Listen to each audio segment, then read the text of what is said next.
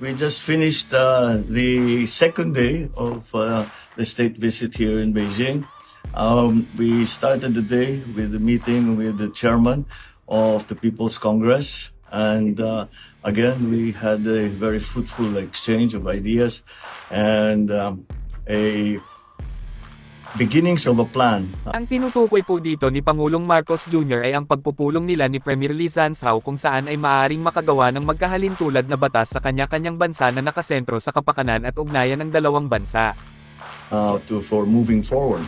After that, I met with the Premier Lee, who I had met before in Cambodia, and we continued the discussions that we began there, which were essentially about the strengthening again of relationships between China and the Philippines. Ang tinutukoy naman po dito ni Pangulong Marcos Jr. ay ang pagpupulong nila ni Premier Lee kung saan ay tinalakay nila ang iba't ibang pamamaraan upang pagtibayin at palakasin palalola ng ugnayan ng dalawang bansa. And with the next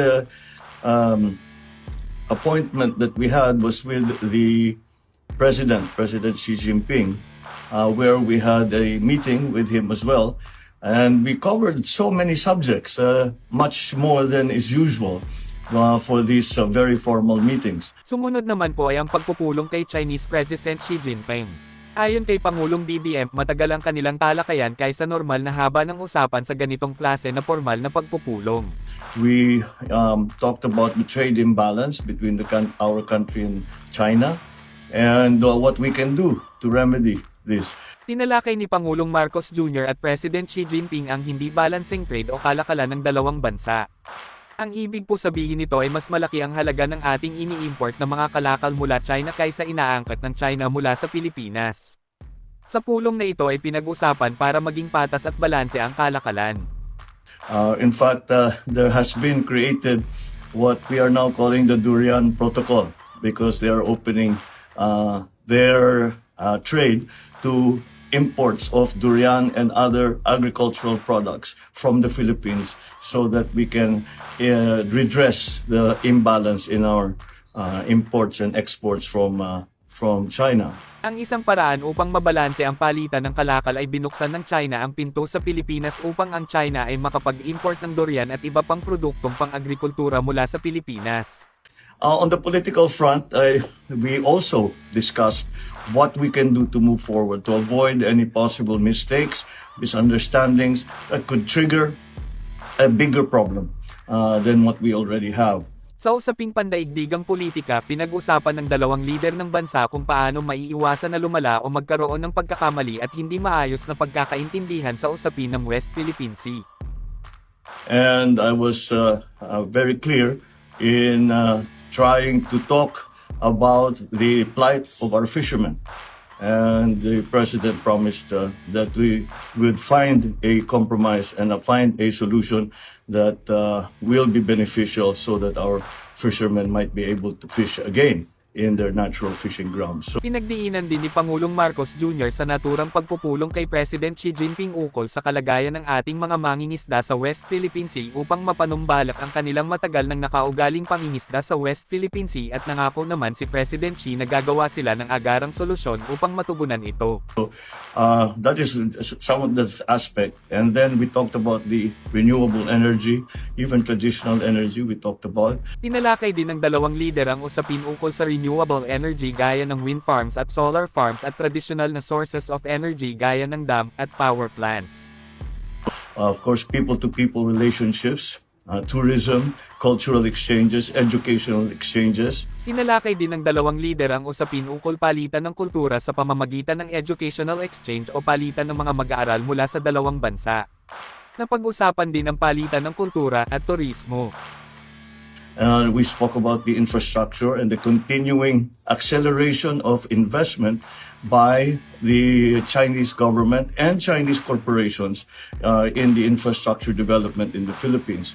There was even an offer of a so-called soft infrastructure in terms of the digitalization of our bureaucracy, our government, and the connectivity to our our peoples. Ang iba pang napag-usapan ay ukol sa investment ng China pati ng mga negosyante nila sa Pilipinas sa infrastructure kung paano pa ito mapapalawig upang mapabilis lalo ang programa ng ating pamahalaan ukol dito.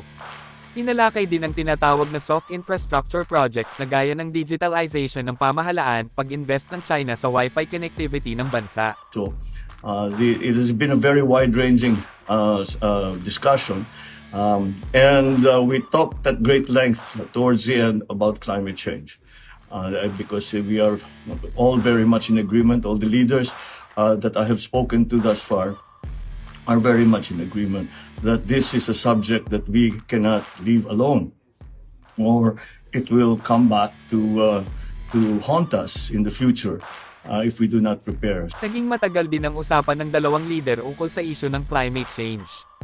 Sila ay nagkakasundo na dapat ay matugunan at mapaghandaan ang mga suliranin na dala nito. So again, we said that we should come into partnership so that whatever experience we in the Philippines have, we can impart to them, the Chinese, and what China has experienced, they can also help us with the transfer of technology in the different strategies for the move to renewable energy. Napag-usapan din ang palitan ng kaalaman sa pagitan ng dalawang bansa. Kung ano ang tinatawag na best technology ay i-share sa isa't isa. Kung ano ang experience ng isa ay i-share sa magkabilang panig, isa rito ang mga strategy para sa pag-shift o pag-focus sa mga renewable sources ng enerhiya. So it really in the end it became to fairly detailed discussions, which made the meeting run very long, and that's why I'm actually very optimistic, because President Xi seemed to be genuinely interested in all of these issues and finding a way to move forward to again strengthen the relationship between China and the Philippines. Ayon pa rin kay Pangulong BBM, naging detalyado talaga ang pag-uusap sa mga mahahalagang tinalakay kung kaya ay naging mahaba at matagal ang kanilang pag-uusap dahil nakita naman ni PBBM na talagang interesado sa President Xi na talakayin ang mga ito. I'm quite gratified that we have made a good start, but it is but a start. And I have instructed our diplomats, our chief diplomat, the Secretary of Foreign Affairs, Secretary Ricky Manalo, and our ambassador here to pursue the subjects that we had discussed and to make sure that they do not remain in the wind, but will actually come to fruition so that the effects will be felt by both our people. Masaya at good vibes si PBBM sa kinalabasan ng mga usapan at lalong magiging malakas at matatag ang ugnayan ng dalawang bansa. Inatasan niya ang ating mga kinatawan ng ating pamahalaan sa pamumuno ng ating Secretary of Foreign Affairs na tutukan ang lahat ng napagkasunduan upang ito ay agarang maisakatuparan upang mapakinabangan ng magtaon ng dalawang bansa. Both China and both the Philippines and both our peoples to mutual benefit. Flat reaction commentary, sadyang maaring maraming magandang maidudulot para sa ating bansa at sa China ang mga naging usapin. Ipagdasal po natin na ang mga ito ay maisakatuparan sa lalong madaling panahon. Ang diplomatic style o positioning ni Pangulong BBM ay isa na may taglay na dignidad ngunit mapagkumbaba. Mapagkumbaba man ngunit firm o matatag, firm na ipahayag at ipaglaban sa malayang talakayan ang ikabubuti ng ating mga mamamayan gaya ng ating mga mangingisda sa West Philippine Sea. Nakaangkla sa kapayapaan at mutual na benepisyo ang approach kung kaya ay madali ang mga naging kasunduan. Ramdam ang sinseridad ng Pangulong BBM sa mga talakayang ito. At yan na nga po ang sinasabi natin na ultimate dignitary. Pala kaibigan pero di puppy, di lalaban ng digmaan pero makikipagpalitan ng pananaw na maresolba ang anumang gusot o usapin. May binanggit sa Biblia, "Blessed are the peacemakers for they shall be called children of God." Matthew 5 verse 9. Well, what can you say? Kindly share your thoughts in the comment portion. We have reached the end of today's video. In behalf of my partner Wina and the rest of the Splat Communications and Simplified Strategic Solutions team, thank you. Till next time. Stay safe. Rosa out. Bye.